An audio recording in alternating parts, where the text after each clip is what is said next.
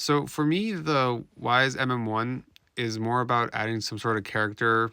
The plugin has these settings, the style, which is transparent, loud, punch, and you can kind of go between them and you can kind of get a little bit more out of your master when you're using it. So it kind of helps me kind of make things a little bit louder, a little bit more air or like little punch. And that's where you can kind of control through the parallel mix. For me, the L2, which I love, I use it really in the true form of limiting. Like I only do a few dB of reduction, if that. I'd use a true peak on it, so I avoid any inner sample clips. So I don't use it. They're two different things in my eyes.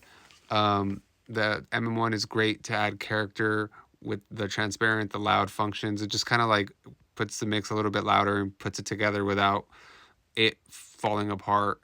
Because when you limit a lot of times, and you do maybe 3 to 4 dB of limiting, you'll start hearing more high end, or the low end kind of falls apart. It gets a little rumbly and not as tight. With the M1, it keeps that, and I think it's because it has those different functions with like the transparent, the loud, and punch again, and the wide settings, and then you can do a parallel mix on it, and that kind of lets you control it more. The L2, it's to me, it's just like a straight limiting situation where I'm maybe getting a little bit of output from it, but not too much usually. And I'll mess around with the release attack and different settings, the look ahead and all that stuff. But I prefer to just to get like 1 or 2 dB additional out of it.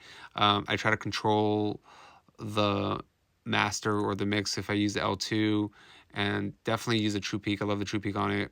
And just, so it's two different functions to me completely, but they're both great. The L2's more of on everything. The MM1, I use it on more specific things where I'm trying to get something more out of it. The L2 I'll definitely just have as part of my limiting chain when I'm mastering.